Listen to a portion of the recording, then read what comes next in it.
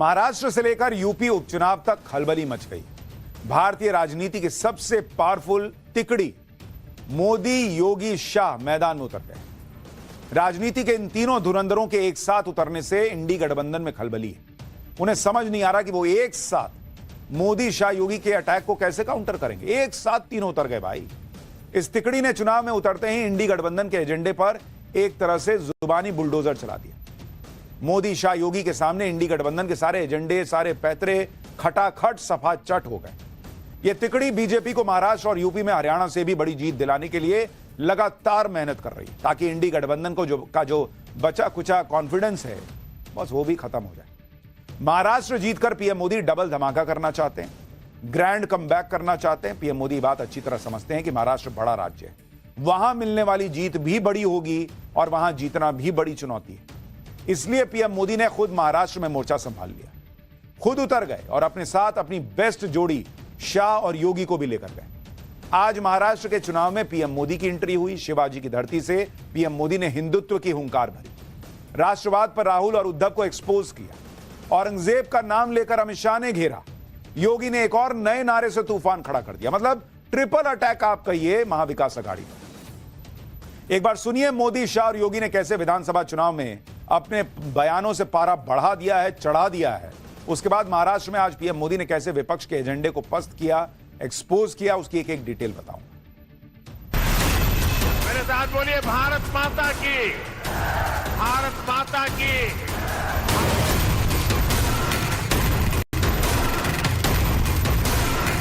ये मोदी का फैसला है।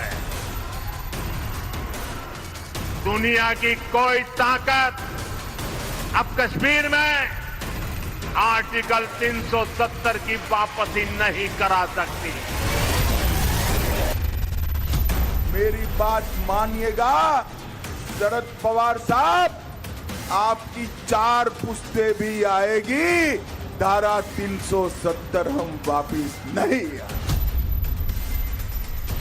ये फिलिस्तीन के नाम पर आंसू बहाने वाले लोग, पाकिस्तान के नाम पर आंसू बहाने वाले लोग जम्मू कश्मीर के मुद्दे पर मौन क्यों बने बैठे हैं? एक है तो सेफ है। संविधान के नाम पर वोट मांगते हो और जालसाजी करते हैं लोग। यहां महाराष्ट्र में आज पीएम मोदी जब महाराष्ट्र के चुनाव में उतरे तो उन्होंने सबसे पहले इंडी गठबंधन को 370 के मुद्दे पर लपेट दिया, क्योंकि इस वक्त पूरे देश में जम्मू कश्मीर में 370 को लेकर मचे बवाल की चर्चा चल रही है। 4 दिन से बॉस, 4 दिन से जम्मू कश्मीर की विधानसभा में 370 फिर से लाओ, 370 फिर से लाओ का हंगामा मचा हुआ, मारपीट की नौबत आ गई। जम्मू कश्मीर में इंडी गठबंधन यह माहौल बनाने में लगा है कि वो इसी तरह के स्टंट करके 370 पर माहौल बना देगा और मोदी सरकार पर दबाव डाल के इसको वापस ले आएगा। लेकिन आज पीएम नरेंद्र मोदी ने शिवाजी की धरती पर खड़े होकर महाराष्ट्र में क्लियर मैसेज दे दिया कि दुनिया की कोई ताकत 370 को वापस नहीं ला सकती। सुनिए पीएम मोदी ने क्या कहा, फिर आपको बताऊंगा कि 370 पर कांग्रेस कैसे फंस गई। आघाड़ी वाले लोगों से कहना चाहता हूं, पाकिस्तान के एजेंडे को देश में बढ़ावा देने की कोशिश मत करो। कश्मीर को लेकर अलगाववादियों की भाषा मत बोलो। याद रखो, तुम्हारे ये मंसूबे कामयाब नहीं होंगे। और जब तक मोदी पर जनता जनार्दन का आशीर्वाद है, कांग्रेस वाले तुम कश्मीर में कुछ नहीं कर पाओगे। कश्मीर में आप केवल और केवल बाबा साहब आंबेडकर का संविधान ही चलेगा। ये मोदी का फैसला है। दुनिया की कोई ताकत अब कश्मीर में आर्टिकल 370 की वापसी नहीं करा सकती। प्रधानमंत्री मोदी ताल ठोक कर कह रहे हैं कि बॉस 370 नहीं आएगा, यह मोदी का फैसला। महाराष्ट्र की धरती से 370 का मुद्दा उठाकर पीएम मोदी ने राष्ट्रवाद का दांव चला, कांग्रेस को एक तरह से फंसा दिया, क्योंकि जम्मू कश्मीर में कांग्रेस उमर अब्दुल्ला के साथ गठबंधन में सरकार में, लेकिन वो 370 पर कुछ बोल नहीं पा रही, ना खुलकर विरोध कर पा रही है, ना समर्थन। मतलब 370 उनके लिए गले की हड्डी बन गया है, ना उगलते बन रहा है, ना निगलते बन रहा है। चुनाव प्रचार में भी कांग्रेस ने 370 पर चुप्पी साध ली थी, लेकिन विधानसभा में जब नेशनल कॉन्फ्रेंस जम्मू कश्मीर के स्पेशल स्टेटस की वापसी को लेकर प्रस्ताव लाई तो कांग्रेस मुश्किल में फंस गई कि इसका विरोध करें या समर्थन।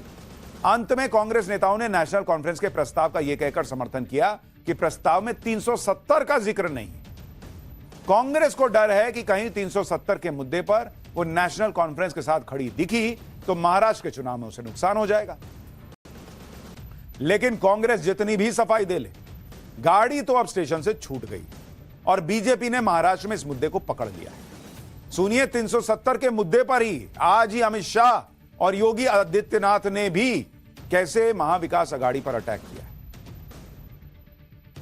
है। कांग्रेस, एनसीपी, नकली शिवसेना, शरद पवार की एनसीपी, ये कहते हैं कश्मीर में धारा 370 नहीं हटनी चाहिए। अभी अभी कश्मीर की असेंबली में मीटिंग हुई, नेशनल कॉन्फ्रेंस के साथ कांग्रेस पार्टी ने भी एक रेजोल्यूशन किया कि धारा 370 वापिस लाइए। ये कश्मीर जो है भारत का अभिन्न अंग नहीं है। मैं आज संभाजी महाराज की भूमि पर कहकर जाता हूं, मेरी बात मानिएगा शरद पवार साहब, आपकी 4 पुश्ते भी आएगी, धारा 370 हम वापिस नहीं आने। फिलिस्तीन के नाम पर आंसू बहाने वाले लोग, पाकिस्तान के नाम पर आंसू बहाने वाले लोग जम्मू कश्मीर के इस मुद्दे पर मौन क्यों बने बैठे हैं? ये देश की एकता और अखंडता को चुनौती देने वाली स्थिति है और कोई भी भारतीय राष्ट्र की एकता और अखंडता को कतई पर किसी प्रकार की चोट को स्वीकार नहीं करेगा। महाराष्ट्र में 370 का मुद्दा उठाकर बीजेपी ने एक तीर से 2 निशाने साधे। एक तो कांग्रेस फंसी हुई है, दूसरा उद्धव ठाकरे की शिवसेना को भी मुश्किल में डाल दिया, क्योंकि उद्धव ठाकरे 370 का हटाने का समर्थन करते रहे, लेकिन कश्मीर में उन्हीं की सहयोगी कांग्रेस 370 के समर्थन में की वापसी के समर्थन में खड़ी दिखेगी, तो महाराष्ट्र में उद्धव ठाकरे पर सवाल उठेंगे। पहले से ही उद्धव ठाकरे पर हिंदुत्व के मुद्दे से दूर होने के आरोप लग चुके हैं। अब 370 जैसे मुद्दे पर भी बीजेपी को उद्धव को घेरने का मौका मिल गया है। 370 की वापसी का सपना देखने वालों को आज पीएम मोदी और अमित शाह ने टाइट किया। जो लोग ये गलतफहमी पाले हुए हैं कि कभी ना कभी तो 370 की वापसी करवा लेंगे, उन्हें यह समझना चाहिए कि यह लगभग नामुमकिन सा है। 370 की बहाली के लिए संविधान में संशोधन करना होगा बॉस, और इसका अधिकार अनुच्छेद 368 में दिया गया है। अनुच्छेद 368 के तहत किसी भी संवैधानिक संशोधन के लिए लोकसभा और राज्यसभा में 2/3 बहुमत चाहिए होगा और 50% से ज्यादा विधानसभाओं से इसे पास कराने की जरूरत पड़ेगी। जो विपक्ष एकजुट होने के बाद भी 230-240 पर अटक गया है, उसे 370 की वापसी के लिए लोकसभा में 362 का आंकड़ा चाहिए। कहां से लाओगे? उसमें भी इंडी गठबंधन के अपने ही साथी उस मुद्दे पर उसका साथ नहीं देंगे, चाहे केजरीवाल हो या उद्धव ठाकरे, क्योंकि उनकी राजनीति को यह सूट नहीं करेगा। खुद कांग्रेस 370 का खुलकर विरोध नहीं कर रही है, तो फिर सवाल यह है कि विपक्ष की सरकार बन भी गई तो 370 लाओगे कैसे? दूसरी बात, 370 मतलब वापस बहाल कैसे करोगे? दूसरी बात, पीएम मोदी के रहते हुए तो विपक्ष की सत्ता में वापसी मुश्किल ही दिख रही है। 370 तो बहुत दूर की बात है। लोकसभा चुनाव में विपक्ष पूरी ताकत लगाकर भी पीएम मोदी को रोक नहीं पाया। इसलिए नंबर गेम को देखकर यही लग रहा है कि 370 की वापसी सिर्फ एक सपना है, और यह इन नेताओं को भी पता है। कश्मीर में जो लोग बोल रहे हैं वो सिर्फ पब्लिक को झुंझुना थमा रहे हैं, इससे खेलते रहो ताकि हम सरकार चलाते रहें। इंडी गठबंधन की हवा इसलिए भी टाइट हो गई क्योंकि पीएम मोदी ने आज महाराष्ट्र में उस जगह रैली की जो मुस्लिम वोट पाने के लिए इंडी गठबंधन की सबसे बड़ी प्रयोगशाला बन गई। पीएम मोदी ने पहली रैली के लिए महाराष्ट्र के धुले को चुना। आपको याद होगा, हमने धुले का आपको पूरा चैप्टर समझाया था। धुले लोकसभा का उदाहरण देकर ही बीजेपी ने वोट जिहाद का आरोप लगाया था। धुले की मालेगांव सेंट्रल सीट पर इंडी गठबंधन को एकदम एक तरफा वोट पड़े थे। जिससे बीजेपी के प्रत्याशी को हैरान करने वाली हार मिली, क्योंकि धुले लोकसभा सीट के तहत आने वाली 6 विधानसभा सीट में से 5 पर बीजेपी के उम्मीदवार करीब 1,90,000 वोट से आगे चल रहे थे। पांचों विधानसभा में बीजेपी के उम्मीदवार को एक एक लाख वोट मिले। लेकिन जब मालेगांव सेंट्रल विधानसभा सीट पर वोटों की गिनती हुई तो पता चला कि वहां कांग्रेस के उम्मीदवार को एक तरफा 1,98,869 वोट मिले और उसी विधानसभा में बीजेपी के उम्मीदवार को मात्र 4,542 वोट। इस वजह से बीजेपी का उम्मीदवार आखिर में 4,000 वोट से हार गया। 5 विधानसभा में लीड लेने के बाद आखिरी में हार गया। मालेगांव सेंट्रल सीट पर मुस्लिम आबादी 78.4%। यानी मोदी विरोध में इंडी गठबंधन ने एक तरफा मुस्लिम वोट जुटाया और जीत हासिल कर ली। बीजेपी का दावा है कि महाराष्ट्र में करीब 14 लोकसभा सीटों पर इसी तरह की एक तरफा वोटिंग की वजह से एनडीए गठबंधन को हार मिली। अब इंडी गठबंधन इसी प्रयोग को विधानसभा चुनाव में भी दोहराने की तैयारी कर रहा है, इसलिए बीजेपी पहले से अलर्ट है। पीएम मोदी ने धुले से ही हिंदू एकता की बात छेड़ी, कहा कि एक रहोगे तभी सेफ रहोगे। सुनिए पीएम मोदी ने कैसे इंडी गठबंधन की जो प्लानिंग है उसे एक्सपोज किया। अलग अलग जातियों में टूटने से आप सोचिए कमजोर हो जाएंगे कि नहीं हो जाएंगे। इसलिए मैं कहता हूं एक है तो सेफ है, एक है तो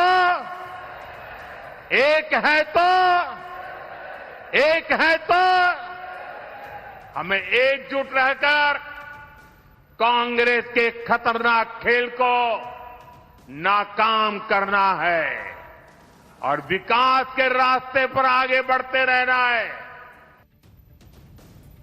इंडी गठबंधन को बीजेपी के बटेंगे तो कटेंगे वाले नारे का कोई तोड़ अब तक नहीं मिल रहा है। यह नारा बहुत तेजी से अपना असर दिखा रहा है। हरियाणा और जम्मू कश्मीर के चुनाव में योगी आदित्यनाथ के बटेंगे तो कटेंगे के नारे का असर दिखा। यह नारा इस तरह लोकप्रिय हो गया कि महाराष्ट्र में योगी के पोस्टर के साथ इसे लॉन्च कर दिया गया। महाराष्ट्र के प्रचार में इस नारे पर चुनावी सॉन्ग बनने लगे। गैर चुनावी राज्यों में भी यह नारा बीजेपी समर्थकों की जुबान पर चढ़ा हुआ है। साधु संतों ने भी बढ़ चढ़कर इस नारे का समर्थन किया और हिंदू एकता की बात की। कनाडा में भी जब हिंदुओं पर हमला हुआ तो वहां भी इस नारे की गूंज सुनाई। यह नारा अब इतनी तेजी से फैल रहा है कि इंडी गठबंधन तनाव में। उसे लग रहा है कि इस नारे की पॉपुलैरिटी ही बीजेपी की नैया पार कर देगी। इससे पहले के चुनाव में बाबा का बुलडोजर भी काफी लोकप्रिय और प्रभावी साबित हुआ था। आज महाराष्ट्र चुनाव में अमित शाह ने भी नई लकीर खींची। अमित शाह ने छत्रपति शिवाजी महाराज के हिंदुत्व की बात करते हुए कहा कि यह चुनाव तय करेगा कि महाराष्ट्र शिवाजी महाराज के रास्ते पर चलेगा या औरंगजेब के रास्ते पर। अमित शाह को सुनिए, फिर राहुल गांधी के संविधान खतरे में है वाले एजेंडे की हवा कैसे निकली वो भी दिखाता हूं। आपका एक वोट ये तय नहीं करेगा कि महाराष्ट्र में 5 साल किस पार्टी की सरकार चलेगी, कौन मुख्यमंत्री बनेगा, परंतु आपका एक वोट ये तय करेगा कि महाराष्ट्र अगले 5 साल शिवाजी महाराज के रास्ते पर चलेगा या औरंगजेब के रास्ते पर चलेगा। ये तय करने का ये वोट।